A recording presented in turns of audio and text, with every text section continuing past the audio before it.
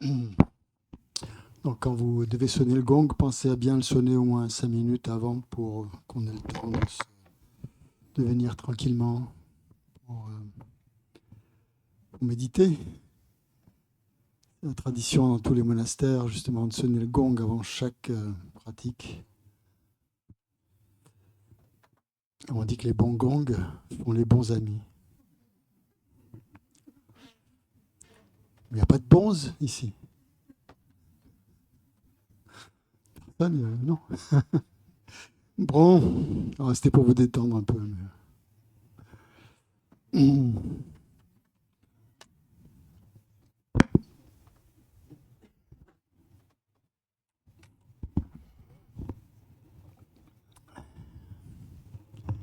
Pour méditer, il faut être dans une pièce bien éclairée, bien ventilée, pas que ça soit trop lourd, justement, sinon on s'endort. C'est important que la pièce soit lumineuse. Au début, on pense que c'est mieux de méditer dans des endroits sombres où toutes les lumières sont tamisées et tout ça. En fait, c'est pas très bon. Ça a tendance un peu à alourdir. Il vaut mieux, comme ici, un endroit bien clair. Vous n'êtes pas obligé de mettre des projecteurs, mais quand même une bonne lumière et ouais, un endroit bien ventilé, c'est important. Pas trop chaud non plus, pas trop de chauffage, juste un petit peu. Il vaut mieux se couvrir qu'avoir trop chaud. Hein. Donc ça va faire des économies si vous méditez. Euh...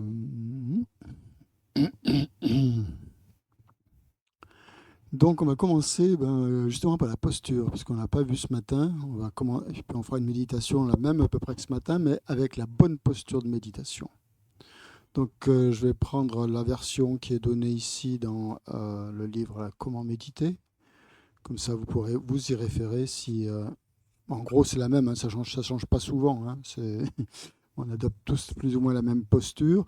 Ce qui change parfois, c'est les yeux.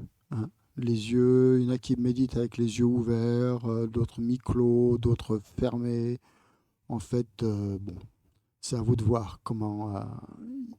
Le risque qu'il y a de méditer avec les yeux fermés, c'est qu'on peut s'endormir. C'est plus facile. Voilà. L'avantage de méditer avec les yeux mi-clos, ben oui, c'est que voilà, vous avez toujours un peu de lumière qui rentre, donc vous êtes plus alerte. Et aussi, ça permet de pas trop s'isoler. Enfin, je veux dire, si voilà, on ne sait jamais qui est-ce qui peut venir ou ce qui peut se passer. Ça permet d'être plus alerte quand même. On est quand même, on médite. C'est bien, on apprend à méditer tout en étant conscient de ce qui se passe autour de soi. Donc c'est bien d'avoir cette attitude. Sinon, on se ferme complètement au monde extérieur. Bon, parfois c'est nécessaire si on est un peu voilà, agité, on a envie de faire une petite pause par rapport au monde extérieur, mais c'est quand même bien aussi de méditer en ayant une conscience un peu voilà, globale de tout ce qu'il y a autour. Et comme ça, si on apprend à faire ça, après on peut méditer n'importe où. On peut méditer dans n'importe quelle situation, chez soi, dans les transports, au volant de sa voiture. Faire attention quand même. Moi, ça m'arrive, j'ai eu pas mal de PV d'ailleurs à cause de ça. Donc, voilà. Donc, ok. Donc là, ce qu'on appelle la posture en 7 points, qui a été utilisée. Parfois, vous allez trouver dans les textes la posture en 7 points de Vairochana. Vairochana étant un Bouddha qui. Il y a 5 Bouddhas qui purifient les 5 agrégats. Donc, il y a 5 agrégats, il y a 5 Bouddhas. Donc, le premier agrégat, c'est l'agrégat de la forme. Et celui qui purifie l'agrégat de la forme, autrement dit donc le corps, c'est le Bouddha Vairochana. Donc c'est pour ça qu'on trouve parfois cette expression, la posture en 7 points du Bouddha Vairochana. Voilà. Donc cette posture en 7 points a été utilisée par tous les méditants depuis des siècles. En fait, c'est celle qui est recommandée comme étant la meilleure manière pour favoriser l'obtention d'un esprit calme et clair. Donc ça va très bien pour les méditations justement stabilisatrices, hein, méditation en un point. Elle est surtout recommandée pour ce genre de méditation. Pour la méditation analytique, pas forcément. Hein. On peut avoir une position plus relâchée. Mais pour la méditation stabilisatrice, c'est-à-dire voilà, où on essaie de concentrer, de focaliser l'esprit sur un seul objet, là, cette posture est recommandée. Ok, donc pour les jambes, ce qui est recommandé, c'est la posture en Vajra ou lotus, hein. Voilà, c'est-à-dire, ça c'est la posture idéale, mais bon, il faut être assez souple pour pouvoir la faire. C'est-à-dire, vous avez un pied voilà, sur chaque cuisse, hein. Les deux pieds, donc chaque pied, la plante des pieds tournée vers le haut, comme ça, comme le Bouddha, hein, si vous voulez. Voilà. Si on regarde la posture du Bouddha, c'est la posture parfaite, normalement, hein. Il a les deux pieds comme ça, avec les plantes de pied tournées vers le haut. Donc, voilà, le pied sur la cuisse opposée. Voilà, si vous y arrivez, vous pouvez vous y entraîner aussi, hein, si vous faites du yoga. Vous n'êtes pas obligé de la garder pendant 1 heure, hein, cette posture. Vous pouvez la prendre pendant un moment, et puis si ça fait mal, vous la relâchez. Mais si vous arrivez plus ou moins à vous entraîner à ça, c'est bien, c'est un plus, disons. Enfin, c'est pas obligatoire. Ouais, juste pour vous dire aussi que dans la tradition tibétaine, bon, cette posture, elle est recommandée, mais elle n'est pas obligatoire.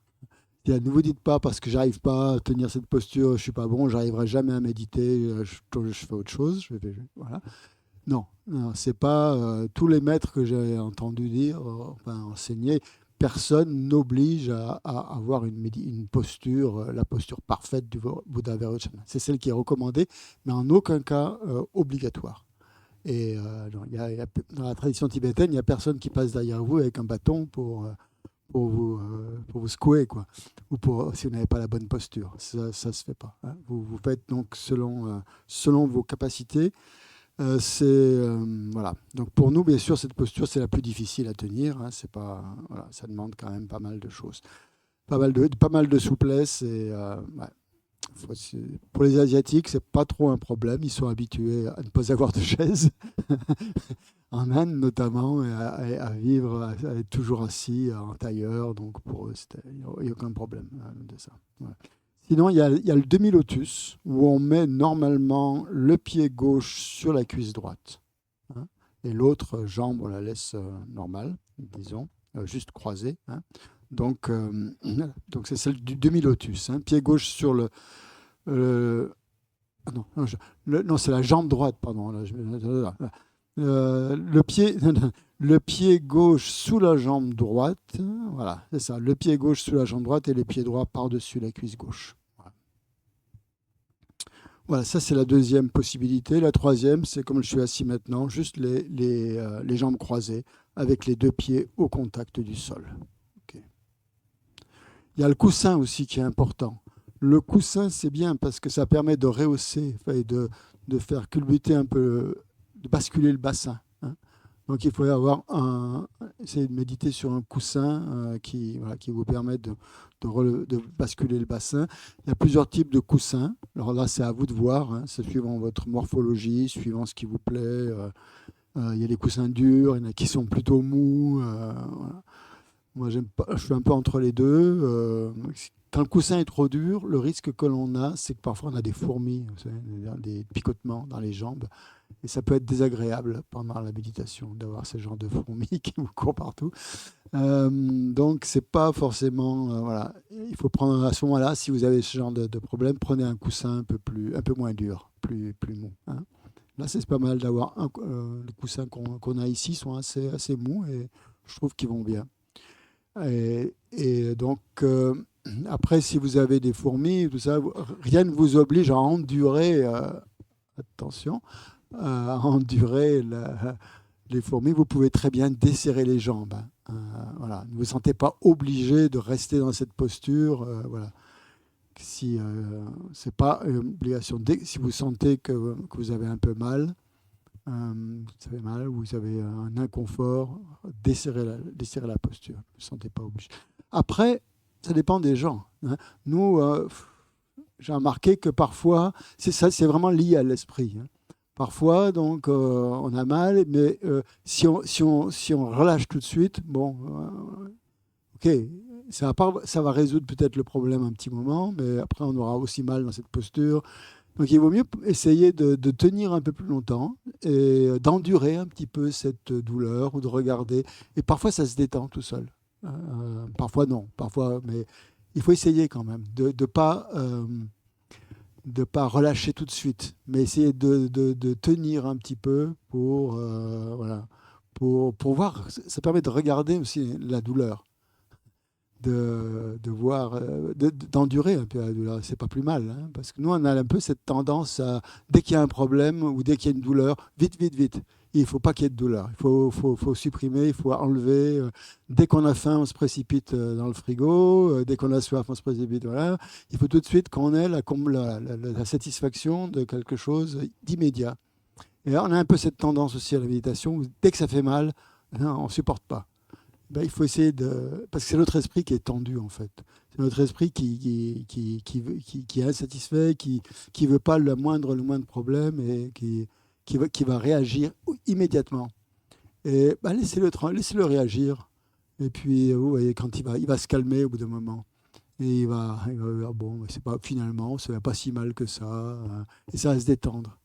Moi, je sais, quand j'ai commencé à méditer, j'avais mal aux genoux, je ne pouvais pas rester très très longtemps dans la posture, parce que j'avais très très mal aux genoux. C'était mon problème principal en fait en méditation. C'était surtout aux genoux que j'avais mal. Le reste du dos, ça allait à peu près, mais les genoux, c'était dur. Et puis petit à petit, je ne sais pas pourquoi, à force voilà, ben, ça s'est détendu tout seul, quoi. J'ai pas fait spécialement d'exercice de yoga ou autre, ou voilà, ça s'est fait tout seul. Donc je pense que c'est aussi lié à l'esprit. Donc si voilà. Mais j'essayais aussi de faire comme ça, de faire de ne pas réagir tout de suite, d'endurer un petit peu. Et il faut vraiment regarder ce qui se passe dans l'esprit, hein. Notre esprit, il est un peu comme un enfant des moments. Il pleure beaucoup, quoi. Il n'a pas envie d'avoir mal, il n'a pas envie de ceci, il n'a pas envie de cela, il n'a pas envie de cela. Il veut, voilà. Donc parfois, il se lamente et tout ça. Bon, il ne faut pas trop l'écouter, hein. Il faut un peu le... Voilà. Voilà, c'est un conseil, mais enfin, maintenant, faites comme vous le sentez. Je ne pense pas qu'on puisse se faire mal en méditant, personnellement. Sauf si vraiment déjà on a eu un problème physique, et à ce moment-là, bon, il ne faut pas peut-être l'accentuer en forçant, par exemple, hein, bien sûr. Si on a une incapacité physique, bien sûr, il ne faut pas aller à l'encontre. Mais si on est bon, à peu près dans des conditions à peu près normales ou sans trop d'incapacité physique, c'est juste l'esprit qui est pas content, quoi, en fait, surtout. Mais si vous sentez que vous avez vraiment une difficulté ou un truc comme ça, bien sûr, c'est pas la peine de vous torturer. Euh, mais bon, c'est vous qui savez, hein, de toute façon. Voilà. L'important, donc, dans la posture, c'est d'être à l'aise. C'est ça qui est le plus important. Essayez d'être à l'aise. Donc, si vous êtes à l'aise assis sur une chaise, eh ben, prenez une chaise. Si vous êtes assis sur une chaise, il faut quand même essayer de garder le dos droit, hein. Le dos droit, c'est le plus important. Donc si vous avez un dossier, le problème du dossier, c'est qu'on a tendance à voilà, s'avachir un petit peu. Bon. Et à essayer éviter le fauteuil, hein. Le fauteuil, c'est bien pour lire, pour regarder la télé. Pour méditer, c'est pas génial quand même, hein. On a tendance quand même à s'endormir, à être un peu dans un petit cocon là. C'est pas ce qu'on entend par être à l'aise, quoi, disons. Il faut essayer d'être à l'aise dans une posture physique où vous êtes détendu, mais où l'esprit est quand même très focalisé, hein. Dans un fauteuil, voilà, pas forcément, hein. On peut méditer allongé aussi, mais là, ça dure pas longtemps en général, la méditation allongée. Pas très longtemps. Quand on se réveille, ouais, il se passait pas mal de temps, mais bon, on peut quand même essayer, hein, ça dépend des gens. Donc ça, c'est le premier point. C'est le point le plus délicat, le point des jambes. Ensuite, il y a les bras. Donc les bras doivent être, ne pas être plaqués quand même le long du corps, hein, et la main droite dans la main gauche. Voilà, la main droite dans la paume de la main gauche, les paumes vers le haut, avec les pouces qui se touchent et qui forment comme une espèce de triangle, hein, ici. Là, là. Hein. Ouais, main droite, main gauche, ouais. Il y en a une, mais je l'ai oubliée. Là, je crois que c'est... Pourquoi, hein? Ouais, je sais plus. Comment? C'est celle qui travaille, si on est droitier, ouais. C'est la sagesse. La main gauche, c'est lié à la sagesse, effectivement, la main gauche. Et donc, ce serait la compassion qui repose dans la sagesse. Pourquoi pas, c'est pas mal, hein, pas mal. Après, je pense qu'il y a des explications au niveau des canaux subtils aussi, mais bon, je vais pas vous dire n'importe quoi, donc je préfère ne rien dire. Voilà, donc main droite, main gauche, pourquoi si vous pensez à ça, que c'est la compassion dans la sagesse, très bien. Je pense que c'est ouais, une bonne explication, ouais, tout à fait. Mm. En tout cas, l'une sur l'autre. Voilà, le support de la sagesse, la sagesse qui supporte, qui soutient la compassion. Pas mal, j'aime bien, j'aime bien. Ensuite, donc ça c'est toujours pour les bras. Donc les épaules, bien sûr, doivent être détendues, hein, pas comme ça, hein, éviter. Hein. D'ailleurs, quand on est tendu, les épaules ont vraiment tendance à remonter. Donc parfois, il faut vraiment essayer même de les descendre un peu, de forcer comme ça, voilà, quand on médite pour qu'elles descendent bien. Voilà, donc les bras contre le corps, mais pas serrés, hein. Il faut que l'air puisse circuler, hein. Il faut laisser un peu quelques centimètres comme ça ici. Mm. Ça permet aussi, on dit, d'éviter la somnolence, hein, aussi. Je sais pas, pareil, si on a le corps. Là, on a tendance à avoir un peu. Puis la chaleur aussi. En Inde, je pense qu'ils faisaient ça aussi pour éviter d'avoir chaud, hein, qu'on transpire, là. Donc ça permet à l'air aussi de circuler. Si on a chaud, ben, on s'endort, quoi. Ensuite, c'est le deuxième point. Le troisième, c'est le dos. Le dos, c'est le plus important, en fait, qui doit être droit, hein, mais aussi détendu. Alors ça, c'est le truc à trouver, à la fois ce juste milieu entre la tension et le relâchement, hein. On dit qu'il faut penser que la colonne vertébrale forme comme des pièces qui seraient comme ça, des pièces de monnaie, donc qui feraient comme un tube, hein. Voilà. Donc on peut visualiser ça, on peut imaginer que la colonne vertébrale est comme un tube droit, comme ça. Mm. Euh,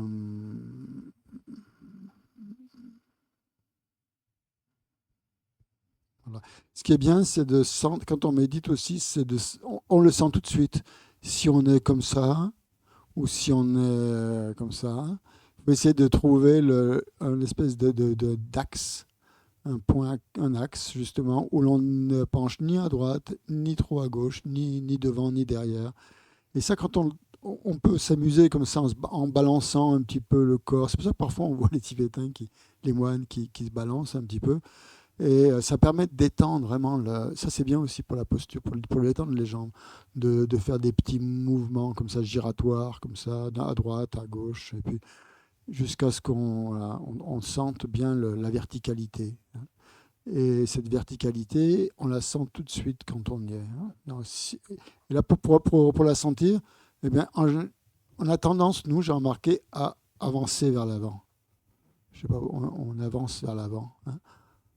Comme ça, enfin on avance vers l'avant, c'est pléonasme, mais on s'incline un peu. Essayez toujours de redresser un petit peu vers l'arrière. Et là, vous allez sentir à un moment donné, un moment où ça circule bien. Ça circule bien. Et là, on le sent tout de suite, tout ça, hein. L'énergie est plus libre. On est moins amorphe, hein, et on sent que l'esprit aussi, tout de suite, hein, dès que ça circule comme ça, on sent que l'esprit est plus alerte. Et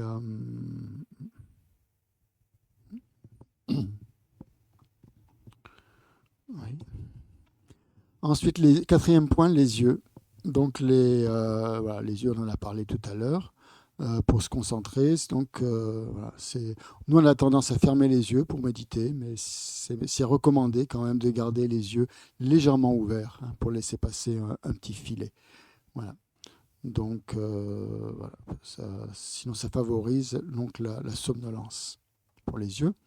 Quatrième point, donc. Cinquième point, les mâchoires détendues, hein, pas les dents serrées comme ça, légèrement écartées, et la bouche relâchée, les lèvres légèrement closes. Voilà, et la langue, le sixième point, la langue doit toucher le palais, derrière les dents supérieures. Donc on dit que ça permet de réduire le flot de salive, et donc on n'a pas besoin de déglutir constamment. Et voilà, donc ça c'est assez facile, hein, donc de méditer comme ça, de sentir La bouche légèrement détendue, les lèvres, voilà, les dents reposent sans se, je veux dire, sans être trop tendues, les mâchoires pas tendues. La tête, donc le cou légèrement incliné, penché vers l'avant, hein, afin que le regard soit posé naturellement devant vous, justement, en essayant de garder les yeux ouverts, en surveillant bien. D'avoir les yeux ouverts, ça permet vraiment de regarder aussi son esprit, hein. Si on a les yeux fermés, on a plus tendance à vagabonder, ça c'est sûr. Alors que si on a les yeux ouverts, on est plus vigilant, plus alerte. Donc voilà la posture en 7 points qui favorise la méditation, une méditation claire. Et voilà. Donc alors, quand vous faites des séances de méditation justement sur la concentration, comme ça, vous adoptez cette posture et vous essayez de la tenir pendant, disons, fixez-vous un temps, hein, de méditation sans être trop long, 5 minutes par exemple. C'est mieux de méditer 5 minutes avec beaucoup d'intensité et de clarté que de méditer pendant 1 heure voilà, en étant un peu mou, quoi, disons, hein, parce qu'on perd de l'intensité, la concentration. On ne peut pas rester une demi-heure concentré sur un objet. C'est impossible à notre niveau, en tout cas, hein, au niveau des débutants. Peut-être qu'il y en a qui y arrivent parmi vous, je ne sais pas, moi, j'y arrive pas, hein. Rester une demi-heure vraiment focalisé sur l'objet sans que ça bouge, il faut déjà avoir un super bon niveau. 5 minutes, c'est déjà énorme, c'est déjà beaucoup. Même si on arrive à rester 1 minute sur l'objet de concentration, c'est bien, c'est très très bien. Donc faites des courtes pauses. Il vaut mieux faire voilà, de multiplier les sessions de méditation plutôt voilà, que de vouloir méditer pendant 1 heure sans pause. C'est ridicule de méditer sans pause, hein.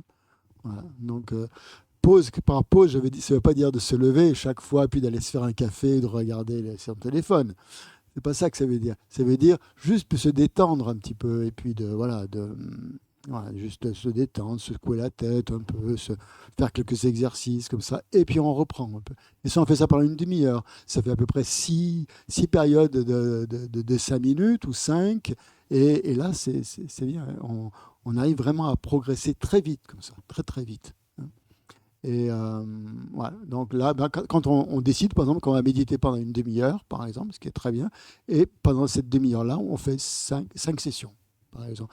De méditation, c'est ce qu'on appelle la méditation stabilisatrice, hein. C'est-à-dire on médite sur le souffle, par exemple. Pour nous, le souffle, c'est ce qu'il y a de mieux, hein, puisque le souffle est toujours là, il est toujours à notre disposition, on peut méditer à n'importe quel moment sur le souffle, il n'y a aucune difficulté, on sent tout ce qu'on respire, on est vivant, voilà.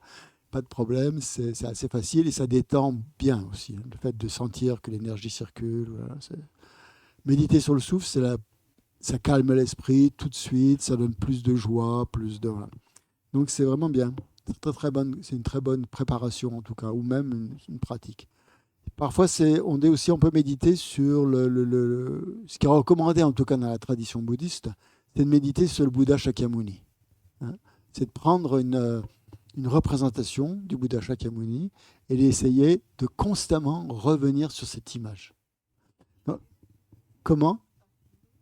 C'est pareil, hein. Là, Shiné, c'est l'aboutissement de cette méditation, ce qu'on appelle Shiné. Mais en fait, c'est la même technique. C'est la même technique. C'est exactement pareil. Donc, on recommande le Bouddha parce que le Bouddha a une posture parfaite. Quand on médite son esprit collé au Bouddha, notre esprit devient le Bouddha en quelque sorte, hein. Il devient comme le Bouddha. Donc c'est très positif, quoi. On dit que ça permet déjà de mettre les conditions favorables pour atteindre cet état-là de forme parfaite du Bouddha. C'est pour ça qu'il est recommandé dans la tradition bouddhiste de méditer plutôt sur le Bouddha que sur le souffle. Bon, c'est bien. Mais voilà. Si on n'est pas bouddhiste, par exemple, très bien, on n'est pas obligé de méditer sur le Bouddha, hein, on peut très bien méditer sur le souffle. Si on est bouddhiste et si l'image du Bouddha vous inspire, à ce moment-là, prenez ça. Si ça ne vous inspire pas du tout, si le Bouddha, ça vous fait absolument rien, hein, du fait que c'est un personnage qui ne correspond pas à notre culture, qui ne correspond pas voilà, à notre image, à notre idée, donc c'est pas la peine, il ne faut pas se forcer non plus. Prenez l'objet de méditation qui vous correspond le mieux. Moi, je dois vous avouer que j'ai commencé par le souffle. Moi, je voulais pas trop, j'arrivais pas trop à méditer sur le Bouddha au début. Donc le souffle, c'était ce qui me paraissait le plus à m'apporter. Et puis petit à petit, bah, je me suis rendu compte que finalement, avec le souffle, on arrive vite à je peux pas dire une saturation, mais à une limite, quoi, quand même, disons. Une fois qu'on a bien intégré le souffle, d'accord, on arrive à faire un avec le souffle, mais ça va guère plus loin. Donc vous atteignez un état de stabilité, de clarté, tout ça. Ok, c'est très bien. Tandis qu'avec le Bouddha, c'est infini. Le Bouddha, par nature, par définition, c'est quelque chose d'infini, hein, l'état de Bouddha. Donc quand vous vous concentrez sur le Bouddha, en fait, vous vous concentrez sur l'infinité, hein. Vous vous concentrez sur... Et puis, il peut apparaître sans chercher, hein. Il ne faut pas non plus... Vous avez juste ce qui vous apparaît mentalement. Il peut vous apparaître une forme très globale du Bouddha, qui n'est pas du tout précise, qui n'est pas du tout... Mais ça ne fait rien. Petit à petit, ça va devenir plus précis. Voilà. Vous allez rentrer un petit peu de plus en plus dans les détails. Au lieu d'avoir juste une forme grossière, globale, qui apparaît comme ça, ou qui n'apparaît pas d'ailleurs, ou juste sentir une présence, petit à petit, vous allez, comme si vous peigniez un petit peu quelque chose avec votre esprit, hein. L'esprit, il est comme ça, il va se balader, il va se promener dans la forme du Bouddha. Il va se concentrer sur les jambes, il va se concentrer sur la tête, il va se concentrer sur la main. Il peut comme ça, et chaque fois, il y a ouais, on rentre un peu dans le Bouddha, dans la forme du Bouddha. Donc moi, je trouvais que c'était plutôt bien comme formule. Mais pour nous, bon, pour les Asiatiques, pour les Tibétains, tout ça, le Bouddha, il est partout. Ils le voient sur tous les murs, hein. Donc c'est vraiment quelque chose qui fait partie de leur esprit, qui est intégré à leur culture. Il n'y a aucun problème. Dès qu'ils pensent au Bouddha, ils voient tout de suite la forme du Bouddha. Pour nous, c'est plus difficile. Mais avec l'entraînement, ça vient. Ça vient. Et quand ça vient, c'est bien. C'est sympa quand on voit le Bouddha. Après, voilà, quand on médite sur une visualisation, il ne faut pas chercher à voir avec les yeux. Vous allez la méditation sur le calme mental, comme ça, c'est pas, on n'entraîne pas la conscience visuelle à voir, à percevoir. On entraîne la conscience mentale. C'est ça qui travaille dans la méditation. On n'essaye pas on fait pas des exercices d'ophtalmologie, hein, pour essayer de voir plus clair, d'avoir une meilleure. On peut faire ça, mais c'est plus la méditation bouddhiste. C'est un autre exercice. La méditation bouddhiste, c'est se faire une représentation mentale du Bouddha, hein, d'avoir une représentation mentale. Vous n'êtes pas obligé d'avoir la photo du Bouddha devant vous. Si vous l'avez, c'est bien, mais vous n'êtes pas obligé de la regarder comme ça et de la fixer sans arrêt. Vous pouvez le faire pendant 2 ou 3 minutes pour bien avoir cette image en tête, mais après, vous laissez tomber. Hein, vous gardez pas ça et vous essayez de vous concentrer mentalement. Vous enlevez la photo et mentalement, vous faites apparaître cette image. Enfin, vous laissez apparaître. Il n'y a pas à faire quoi que ce soit, en fait. Bon. Donc, au début, même on va juste, même si l'on ressent simplement une présence, ça suffit. Hein, ouais, une question. Oui, la luminosité. On peut méditer, effectivement. Oui.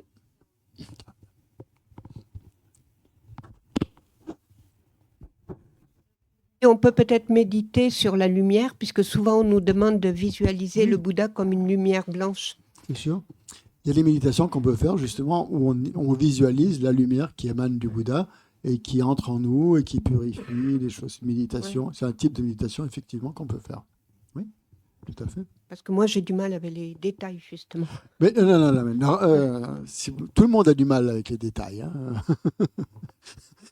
Donc, t'en fais pas. Personne ne peut voir en détail, à moins d'avoir vraiment, depuis des vies antérieures, déjà travaillé là-dessus et d'avoir vraiment des bonnes conditions, des conditions très très favorables et des acquis incroyables. Pour la plupart d'entre nous, on ne voit pas les détails. Mais on peut déjà avoir une idée, suivant notre façon de nous relier au Bouddha. On va avoir des efforts. Et on n'est pas obligé de méditer sur le Bouddha, comme je vous le dis. Si vous préférez méditer sur le souffle, ça va très bien. Ça va très très bien. Voilà. Donc quand on a pris un objet, c'est là où c'est important. C'est pas comme les narines ou comme je disais ce matin, ce qui avait été un peu compris. C'est que quand on prend un objet de méditation, là il faut le garder pendant un certain temps en tout cas. C'est-à-dire, si vous décidez de méditer sur le souffle, eh bien, travaillez avec ça pendant plusieurs mois, par exemple. Hein. Gardez ça. Passez pas une journée sur le souffle, après je vais prendre le Bouddha, après je vais prendre je sais pas quoi, une autre déité, et là, vous n'allez pas vraiment avancer. Les Tibétains, ils disent c'est comme si vous creusiez des trous à différents endroits. Vous allez en creuser plein, mais vous n'allez jamais aller profondément, en profondeur. Donc il vaut mieux garder le même trou sans penser aller en profondeur dans les mêmes endroits. Donc au moins pendant quelques temps, prenez ça comme objet de méditation et essayez d'approfondir cette visualisation, cette méditation. Si vous voulez déjà commencer par le Bouddha, vous pouvez. Hein. J'ai peur que ça vous décourage. Vous vous dites, ah non, j'arrive pas à voir le Bouddha, je vois pas sa forme, je vois rien, je vois pas les détails, non, ça va pas.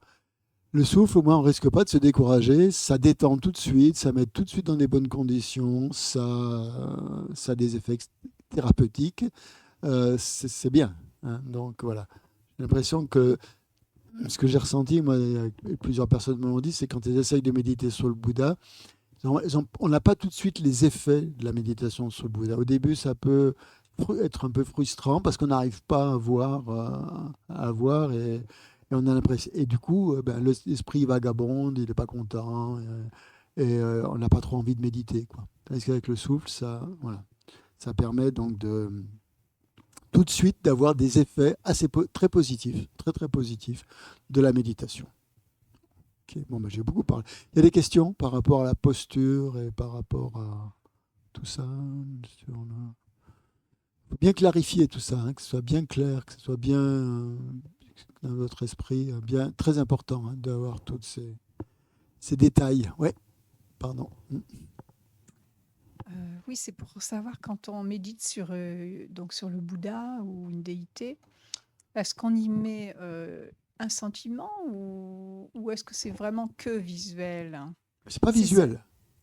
C'est pas je veux dire, visuel. est-ce que c'est que image, que au niveau de l'image ou ce qui nous évoque?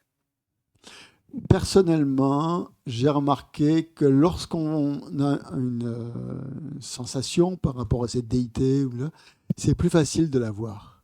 Par exemple, si vous pensez que le Bouddha est un être formidable, qu'il a toutes les qualités, vous pensez à ses qualités, je ne sais pas, sa sagesse, sa compassion et tout ça, parce que vous avez lu là-dessus et que en pensant au Bouddha, vous ressentez beaucoup de foi, de confiance, d'admiration et tout ça. Ça va faire apparaître une image beaucoup plus facilement, effectivement. Ouais. Donc, ouais. Si vous devez méditer sur une image d'une déité, par exemple, si c'est votre pratique, parce que vous avez eu des initiations et tout ça, méditez sur les qualités de cette déité avant, ou pensez aux qualités de cette déité. Par exemple, Chenrezi, la compassion, voilà, la compassion de Chenrezi. Au lieu de faire simplement apparaître Chenrezi comme ça, brutalement, de vouloir le faire apparaître, si vous pensez à la compassion de Chenrezi, ce que ça représente pour vous, cet état de compassion universelle pour tous les êtres et tout ça, que vous aimeriez le développer, il y a des chances que, je pense que ça favorise justement la survenue de cette image mentale de Chenrezi. Donc c'est une très bonne question. Ouais, je pense que ça aide effectivement. Sur le souffle, on n'a pas besoin de faire ça. Hein. On a juste à ressentir le souffle et c'est bon. Donc c'est pour ça que c'est beaucoup plus facile le souffle. Mais ouais. Oui, non. Donc tu as dit que l'esprit peut se promener sur les différents aspects de l'objet, mais c'est pas une forme d'instabilité de méditation, ça, si on fait ça. Moi, j'ai l'impression que sur le souffle, par exemple, il y a tout un tas d'aspects en fait dans l'objet, mais finalement, on finit par changer. On finit par changer. C'est-à-dire que si on médite par exemple sur la représentation mentale du Bouddha, effectivement, on peut être attiré par des détails, puis passer de l'un à l'autre. Est-ce que on est quand même dans une concentration en un point? Non, on n'est plus dans une concentration en un point. Alors, il faudra avoir une image plus globale. On fait les deux. Dans cette pratique-là, on va en venir. On en parlera peut-être plutôt demain, de la méditation analytique. Quand vous faites ça, vous alternez méditation en un point et méditation analytique. C'est-à-dire quand vous promenez comme ça sur le corps du Bouddha, en fait, c'est comme si votre esprit, vous développez la faculté de votre esprit à percevoir différentes choses, hein, à analyser. C'est un peu de l'analyse, c'est pas de l'analyse conceptuelle qu'on fait au niveau de la logique et tout ça, mais c'est un peu comme une analyse et tout ça. Et ça, donc ça assouplit aussi l'esprit, ça rend l'esprit plus souple. D'un côté, on travaille sur la visualisation stable en un point, et ça amène de la stabilité. Mais il ne faut pas que de la stabilité aussi. Il faut aussi parfois amener de la souplesse dans l'esprit. Et c'est pour ça, si on fait ça, ça va amener de la souplesse. Et après, quand on va se lasser de faire ça, au bout d'un moment, on en a avoir marre. Ou en général, ce qui se produit, on regarde un petit peu, et puis à un moment donné, l'image, ça va aider à ce qu'une image apparaisse. Et lorsque cette image globale, de nouveau, apparaît de nouveau, et là, on concentre l'esprit sur l'objet. Tu vois l'alternance. Et c'est un très bon exercice parce qu'on travaille sur méditation en un point et méditation analytique sans tomber dans des concepts. Enfin, sans tomber, excusez-moi, c'est pas ça que je veux dire. Sans utiliser des concepts. Tu vois, c'est aussi un moyen d'allier les deux par la visualisation. C'est-à-dire, si vous aimez faire des visualisations comme le Bouddha, il y a des gens qui aiment ça, l'esprit un peu artiste, tout ça, on aime visualiser. Et justement, ça permet de ne pas trop rester focalisé. Ça permet aussi de développer aussi l'aspect analytique de l'esprit. Donc tu peux très bien... Mais quand on fait ça, eh bien, effectivement, comme tu dis, on n'est pas concentré en un point sur l'objet. On se balade. Et après, une fois qu'on s'est baladé, eh bien, ça va faire apparaître, ça va donner de la souplesse à l'esprit. Et plus l'esprit va devenir souple, plus les choses vont lui apparaître. Et là, tu te concentres sur ce que tu vois. Tu alternes les deux. C'est une alternance. Une alternance entre les deux, entre méditation stabilisatrice et méditation analytique. La méditation analytique n'est pas une méditation stabilisatrice. Et la méditation stabilisatrice n'est pas une méditation analytique. Mais les deux se complètent. Et ça c'est vraiment le propre de cette tradition, donc de la Matsongkhapa, d'avoir mis en avant justement cette technique de méditation, justement, où on alterne, méditation analytique et méditation stabilisatrice. Parce qu'à son époque, il y avait des débats, il y a eu beaucoup de débats en disant, la méditation, c'est rester uniquement concentré sur l'objet. Il ne faut pas qu'il y ait de concept dans la méditation. Absolument pas. S'il y a des concepts, c'est plus la méditation. Et lui, il a essayé de rallier, en fait, d'allier les deux tendances en montrant qu'en fait, que pour atteindre l'éveil, on ne pouvait pas atteindre l'éveil en n'étant que dans une méditation stabilisatrice. C'est pas suffisant. C'est pas suffisant. Ça va amener de la stabilité, certes, mais s'il n'y a pas la méditation analytique, ça n'ira pas suffisamment loin. Il y aura un calme mental qui va venir, qui va arriver. Mais le calme mental, c'est bien beau, mais c'est pas ça qui va nous faire atteindre l'éveil, le calme mental. Il faut qu'il y ait la méditation analytique pour, grâce au calme mental, grâce à la concentration, pouvoir utiliser cette concentration pour méditer, par exemple, sur la vacuité. C'est qu'en méditant sur la vacuité que vous allez atteindre, vous libérer du samsara et atteindre l'éveil.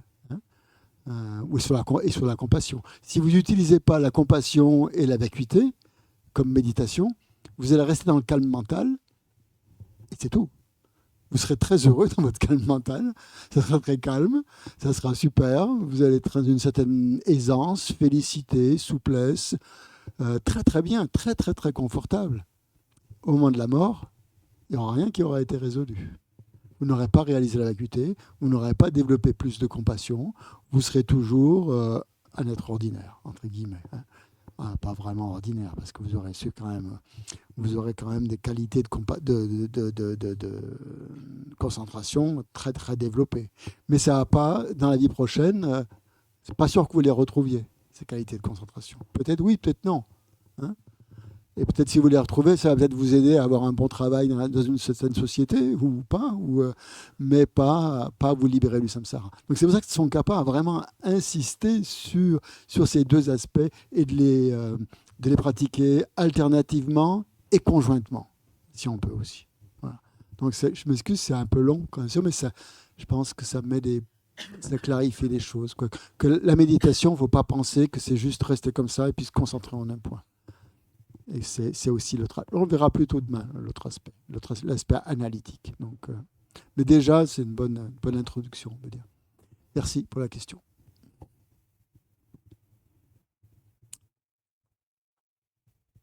Oui, sur les yeux mi-clos, j'avoue que c'est un peu difficile parce que je me laisse, comme forcément il y a le champ visuel qui est là, eh bien, je me laisse parasiter par la perception conceptuelle. C'est-à-dire que je vois des objets, je vois, je sais pas moi, le bout de ma feuille, et du coup, je vais désigner la feuille, et du coup, je me laisse envahir par ces conceptions mentales. Et c'est un peu, je sais pas, j'ai pas trouvé la solution. Donc du coup, en ce moment, je médite les yeux fermés. Mais j'aimerais bien réussir quand même à. Alors j'essaie de. Faut t'entraîner, faut que tu t'entraînes. Ouais. Après, tu peux enlever les papiers, tout ça, et faut méditer sur le plancher, par exemple. Tu vois, il y a conceptuellement. Pas grand-chose. Mais pas ici, il y bien a loin. Hein. il y a le plancher. Ah ouais, là aussi. Mais enfin, bon, il y a pas que le plancher, excuse-moi. Ouais. Il y a aussi, il y a des gens, quoi. Il y a du monde. Je veux dire, tout ça, bien sûr, cette influence, effectivement, conceptuellement. Sûr. Et donc le conseil, c'est quand même d'essayer de persévérer un peu, quand même, parce que les yeux sont mi-clos, mais le regard regarde pas là où il y a l'ouverture devant. Donc c'est pas une. Enfin bref, je vais pas m'éterniser sur ça, mais. Ouais, continue. Non, mais c'est. Disons qu'il y a les yeux mi-clos, donc il y a quand même un croissant de champ visuel qui est ouvert, qui est lumineux. Donc le côté lumineux, c'est très aidant parce que ça permet de rester alerte, comme vous disiez, mais après, c'est ce champ visuel avec toutes les informations qui sont là, et comment se détacher effectivement de ça, en fait, pour ne pas garder une concentration. Sur le plancher, pour ne pas se concentrer sur le plancher. C'est ça. Après, quand on est vraiment concentré sur autre chose, sur un autre objet, finalement, on ne peut pas être concentré sur deux choses en même temps. Exactement. Voilà. Donc en fait, finalement, c'est un bon exercice, mais ça permet de savoir si on est bien concentré, si on est parasité par. Exactement. Ouais. Et ça vient avec la pratique, là encore. Okay. C'est-à-dire que au bout d'un moment, tu vois, même si tu restes un certain temps, tu vas voir, même au début, ça va devenir flou. Le plancher, tu vas plus le voir vraiment. Hein. C'est comme quand tu fais de la photo, tu sais, avec tu vas zoomer sur quelque chose, et puis tout le reste autour, ça va devenir flou. Et donc, quand tu seras vraiment concentré sur l'objet, le plancher il sera là, mais tu le verras pas, si tu veux. Okay. Mais quand même, tu seras ouvert au fait que tu vois, ton environnement sera quand même là. Tu n'es pas complètement fermé à ton environnement. Et donc là, ça permet d'avoir un bon équilibre entre une concentration, mais qui n'est pas trop... Le problème, c'est si tu te concentres trop sur le plancher, tu vas avoir mal aux yeux. Tu vois. C'est ça qui va se passer. Et tu risques même de loucher. Hein, tu vois, aussi, ça va peut-être développer un strabisme. Mais après, c'est pas, je me concentre pas sur le plancher, je me concentre sur le. Là, j'ai bien compris. Mais il est là quand même. Oui, mais après, tu vois, imagine qu'il y ait une pensée, tu vois, un peu dure, tu vois, une pensée un peu, je sais pas, de colère ou je sais pas.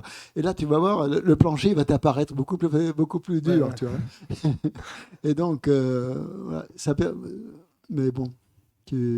Avec l'habitude, justement, ce champ visuel, il devient complètement flou, justement.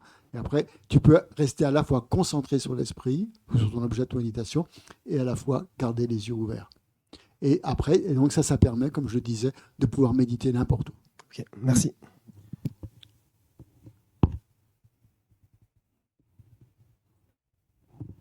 Oui, sur Zoom.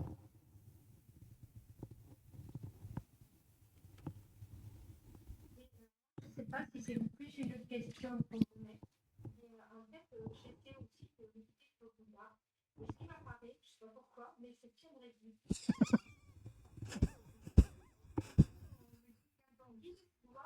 Quand on Et du coup, j'arrive pas, moi, chaque cérémonie, est-ce que c'est parce qu'il est doré ou je ne sais pas. Et du coup, je me contrains de ne pas méditer sur Chenrezig. Pourquoi ? Si vous apparaît spontanément Chenrezig, méditez sur Chenrezig. Qui est-ce qui vous le demande ? Qui vous le demande ?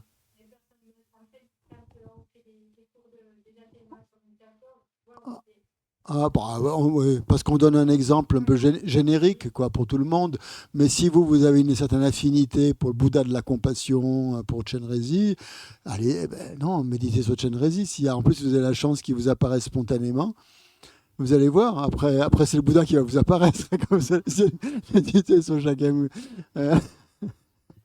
Non, mais mais si vous décidez de méditer sur Chenrezig, méditez sur Chenrezig. Ne laissez pas votre esprit un coup oui, un coup non, un coup là, un coup là. Non, non, vous-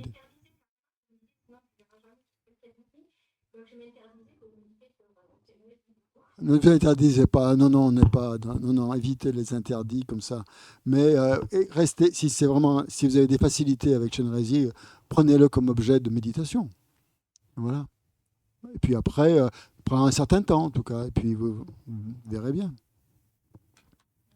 Ouais, il faut rester souple. Il faut pas. Oui. Ouais, faut pas. L'interdit, le seul interdit donc, qu'on voit, c'est vraiment de rester sur l'objet que l'on a choisi, hein, bien sûr. Et choisissez le bon objet. Si vous voyez qu'un objet ne vous plaît pas et que ça n'apparaît pas et qu'un autre vous apparaît plus facilement, ben prenez cet objet, bien sûr. Mm.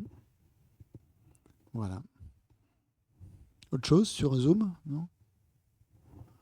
Bon, si on fait. Oula, c'est déjà 15h17. Bon, on va faire une méditation, c'était le but. Donc vous prenez la posture.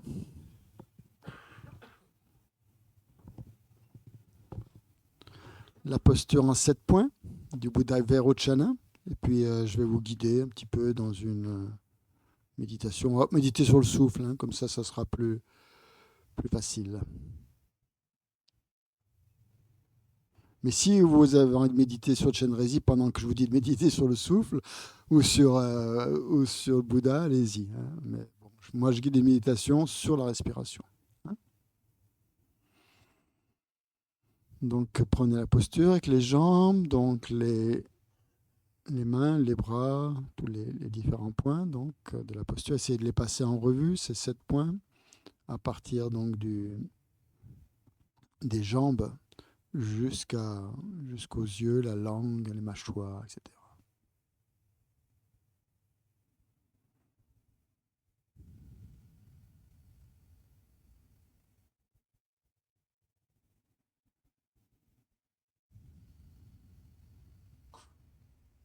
Okay. Ensuite, pensez à votre colonne vertébrale, essayez de voir si elle est bien, de sentir si elle est bien droite, comme un empilement de pièces. Essayez de trouver la verticalité en essayant d'aller un peu à droite, un peu à gauche, un peu devant. Essayez de voir où. La verticalité, c'est quand ça circule le mieux. Vous pouvez aussi penser que c'est comme s'il y avait un crochet au sommet de votre tête et que quelqu'un vous tire. Il y a un crochet au plafond, comme ça, et comme une poulie. Et quelqu'un avec une corde vous tire vers le haut, comme ça. Et voilà, qui est pour redresser en fait, votre colonne vertébrale.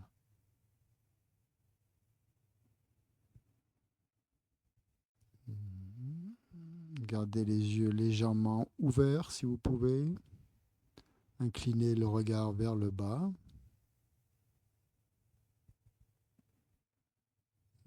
sur le plancher en face de vous, ou vos genoux, comment vous êtes. Vos mâchoires sont détendues, votre bouche aussi.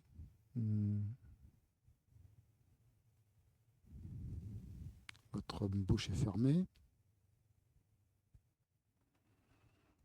Le bout de la langue contre le palais, derrière les dents.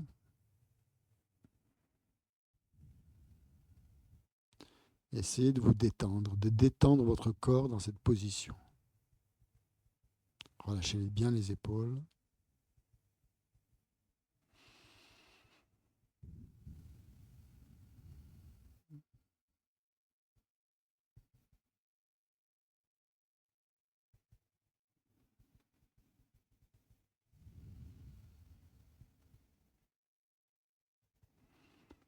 Donc commencez par détendre votre corps.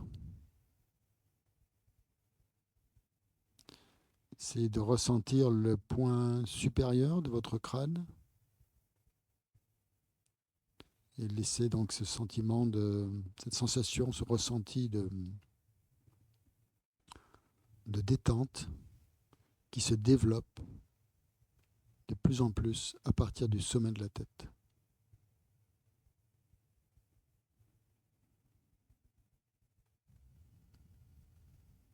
Donc Donc là, en fait, ce qu'on fait, c'est des préliminaires avant de méditer sur le souffle, juste pour détendre le corps. Donc imaginez que cette détente, cette énergie de détente descend de plus en plus, emplit tout votre corps depuis le sommet de la tête. Donc elle détend votre front, vos yeux, votre visage, vos joues. Elle détend aussi l'intérieur de votre tête, votre cerveau, votre crâne.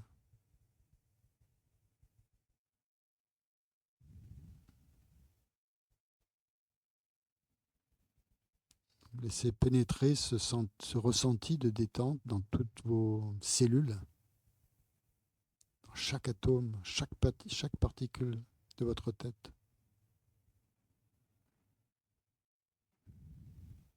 Et laissez-la descendre progressivement le long de votre cou, de votre gorge, vos épaules.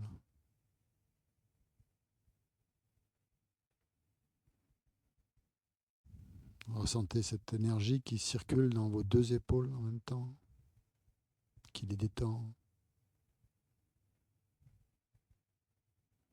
puis qui descend dans votre dos, que votre dos est complètement détendu.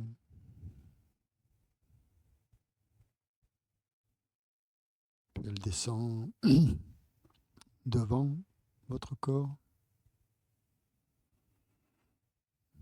Donc votre poitrine, votre abdomen, tous les organes internes, tous les muscles se détendent progressivement.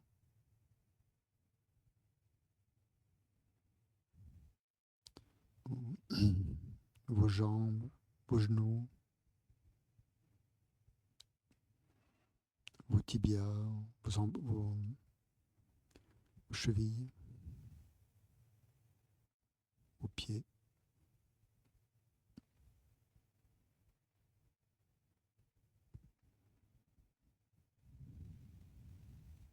Vos bras, vos doigts, vos phalanges.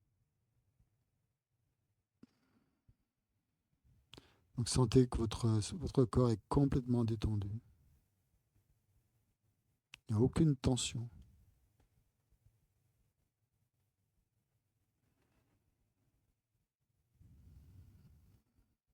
Et dans cette absence de tension, sentez votre respiration qui est complètement naturelle,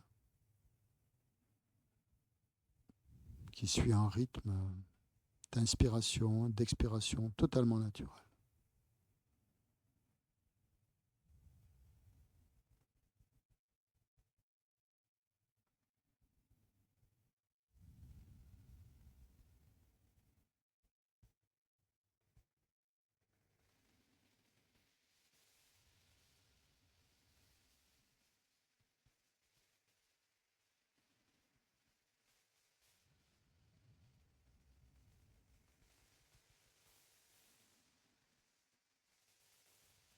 Concentrez-vous soit sur les narines, soit sur l'abdomen.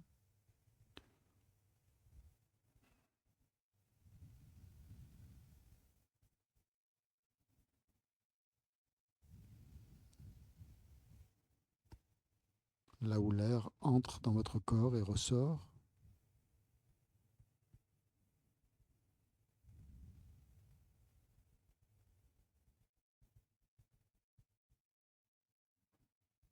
Ou sur les mouvements de l'abdomen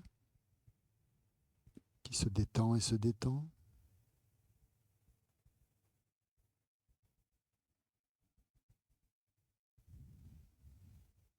Et que chaque fois que votre esprit a envie d'aller vagabonder, de suivre une pensée, vous le ramenez gentiment sur la respiration.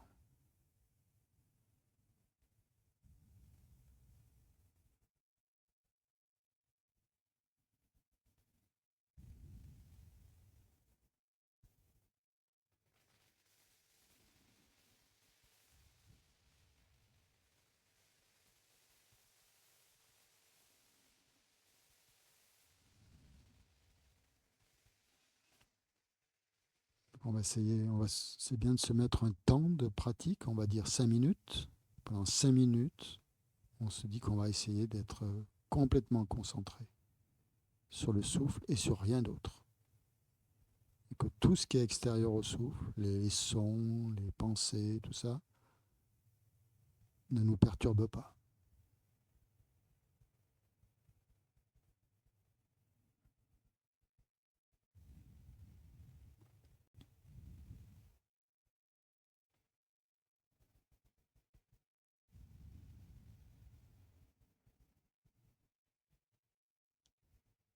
Relâchez bien les épaules.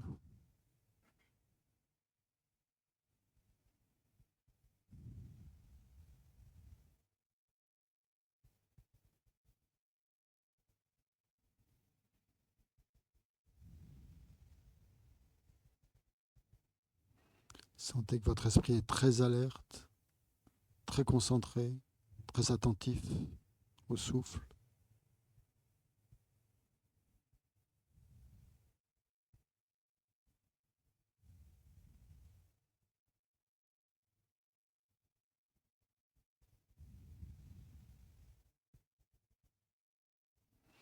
Est-ce qu'il y a une deuxième partie de votre esprit qu'on appelle la vigilance qui surveille que votre esprit soit bien concentré sur le souffle?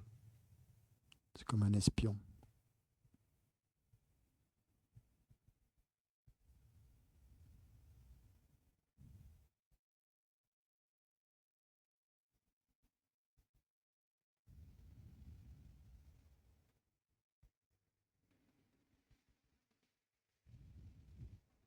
Donc votre corps est détendu, mais votre esprit est très vif, très alerte, très présent.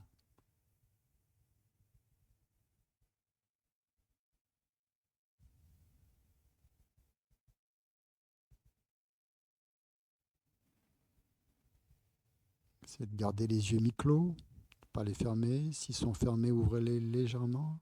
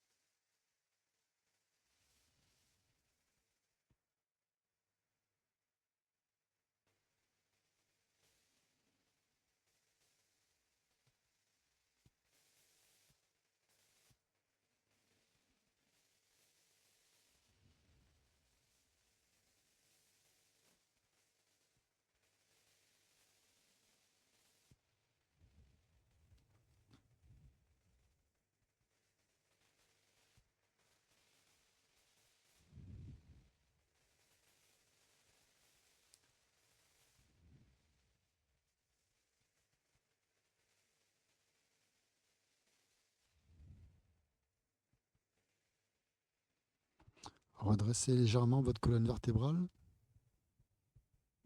Trouvez la verticalité si vous avez tendance à vous pencher. Revenez un peu en arrière.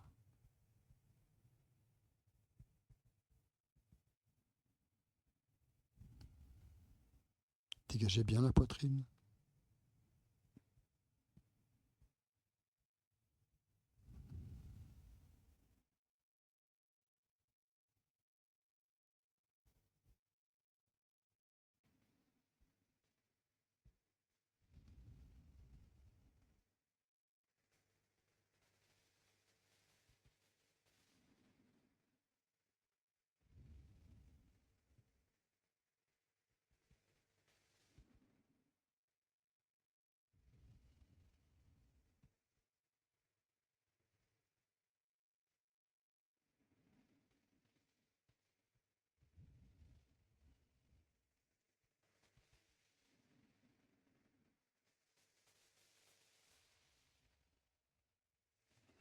Vous êtes toujours concentré sur le souffle au niveau des narines ou de l'abdomen.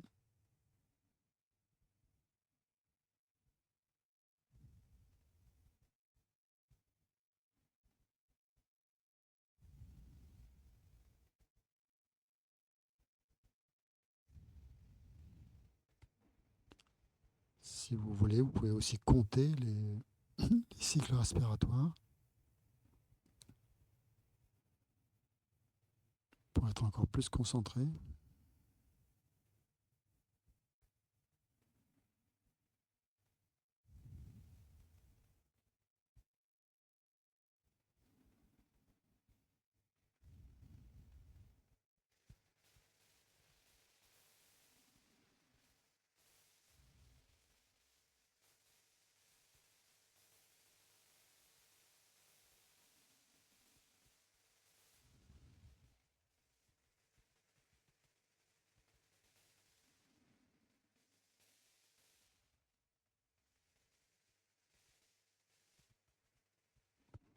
Ne pensez pas au temps qui passe, à l'heure qu'il est, si ça fait 5 minutes ou 4 ou 6.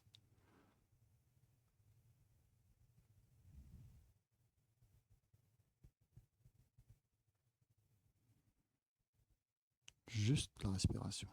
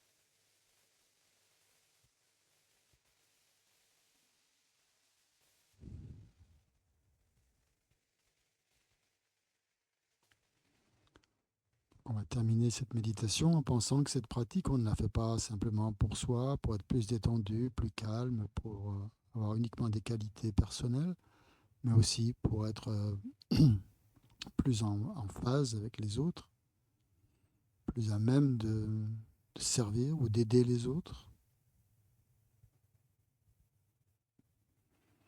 Donc cette énergie positive que l'on a créée ensemble, on la partage, on la dédie.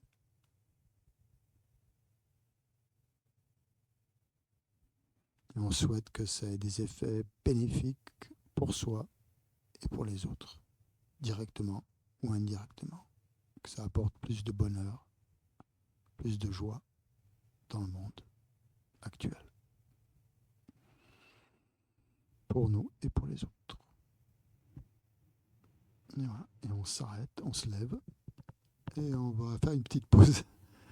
34, on reprend à moins 5, un quart d'heure. Ça fait moins 20 minutes, ouais, un quart d'heure. On se retrouve entre moins 10, moins 5